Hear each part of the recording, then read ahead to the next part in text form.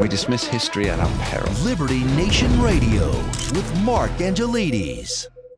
Later in the show, we talk filibuster madness and free healthcare for illegals in California. If you thought the talk of partisan impeachment was gone along with Donald Trump's exit from the White House, think again. In a move that literally anyone except for the Democrats could have seen coming, moves may be afoot to make President Joe Biden suffer after 2022. Now, is this a realistic probability, or is it all to bring in those dollar donations? Well, to find out, we welcome back to the show the indefatigable national columnist and co-producer of the Conservative Five, Sarah Cowgill. How goes it, Sarah? You know, it's going pretty well. A little chilly, but it's winter. Of course.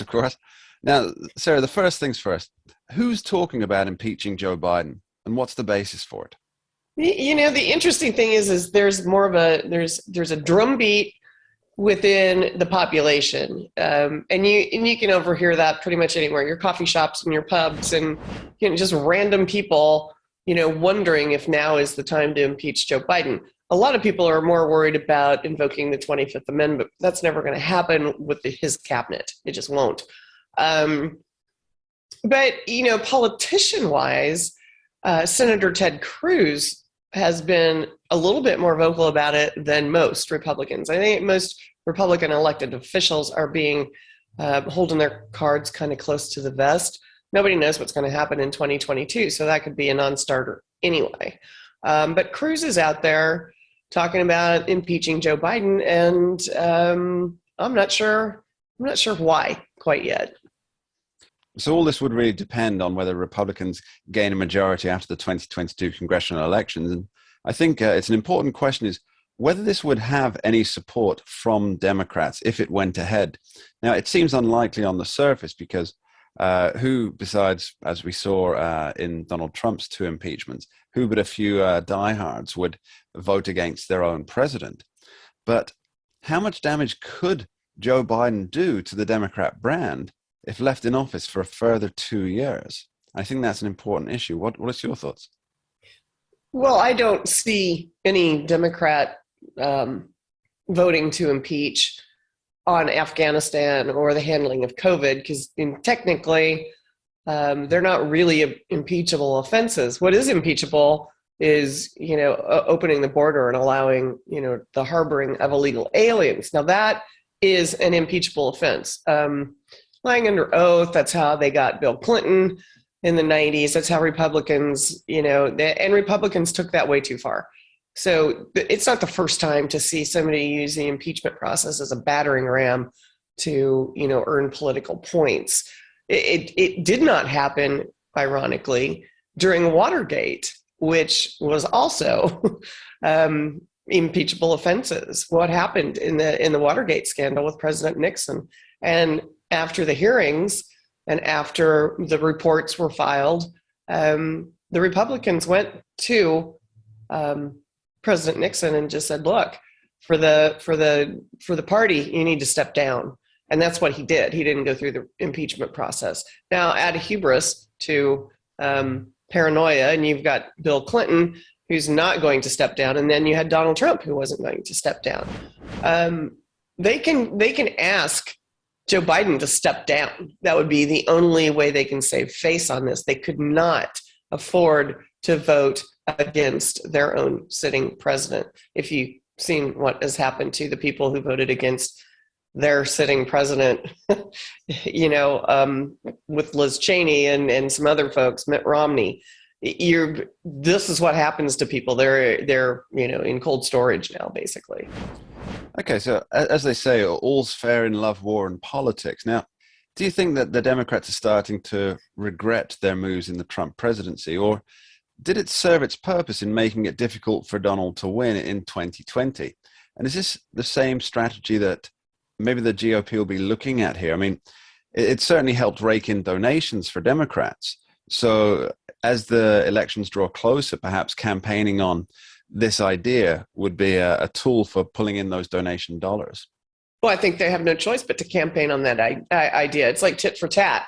You want to say, we're not going to take it. We're not going to stand down to this group of, whoever is in what position at the White House. It doesn't matter if you're Democrat or Republican. But the country grew weary of the impeachment hearings and all of the craziness that went on with them. And I'm not sure that, that the fiscal conservative Republicans want to waste any more taxpayer dollars. I think they would rather put pressure on the administration and the party to handle their, their president in their own way, and ask him to step down and figure out how to remove him without damage. Well, of course, that would lead to President Kamala Harris, who, let's be fair, if the polls are to be believed, which they aren't always, but with this kind of striking negativity she has, I mean, she's 14 points underwater at least. And this is not just one poll. This is an aggregate of all polls, puts her 14 points underwater. Can they really risk bringing her in ahead of any set of elections that would put the balance of power into play? Well, if you take a look at it just from afar, just like you're on the outside looking in, I don't see them. I see them replacing Ms. Harris. I don't think they have a choice. Now, how are they going to do that? I have no idea. They're going to have to offer something better, but I don't know what that is. And I in my little pea brain have thought this through, but they have had, years of trying to polish her up and make her shine, and it's not working. And they've got the big dogs on this, and it's not working. So I think you might see her stepping down to do something better somewhere else. And then it'll just be complete upheaval. But I could easily see Pete Buttigieg getting that second slot and then moving him into the top spot. They've got to figure out how to unload, the albatross that they have hanging around their neck. And that includes both of them.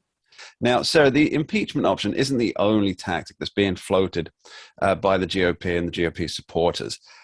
House Minority Leader McCarthy, he's been talking about stripping the senior Dems of their committee positions if the GOP gains the majority after 2022. So most notably, you've got Ilhan Omar, Adam Schiff, and Eric Swalwell. Now, I get the motivation here. Schiff, he lied constantly. Swalwell was playing nice with Chinese spies, apparently. And Omar seems to be on the opposite side of everyone. So is this fair play? Is turnaround fair play here? Oh, yes, absolutely. It's like the big game of Risk is what it is. And they've got to somehow hobble the power. And in order to do that, you're just going to have to make a few enemies and whack them off at the knees and keep them from gaining any kind of power in those committees. Sarah Calga, thank you ever so much. Hey, thank you, Mark. Coming up next, the filibuster, Medicare for illegals, and a First Amendment issue for big tech. Don't touch that dial. We dismiss history at our peril. Liberty Nation Radio with Mark Angelides. We're doing it for real, really real. Liberty Nation. And Jeff Charles, contributor for LibertyNation.com. I think we're starting to make an impact. Liberty style, fight for freedom. Maybe tracking polls sponsored by Liberty Nation for Thursday. Mentioned by Dan Bongino, Rasmussen, Jordan Peterson, and I others. can do it again if you want me to. Cited in Mark Levin's American Marxism. I think we're starting to make a really big impact. Get noticed. We're doing it. Rock on.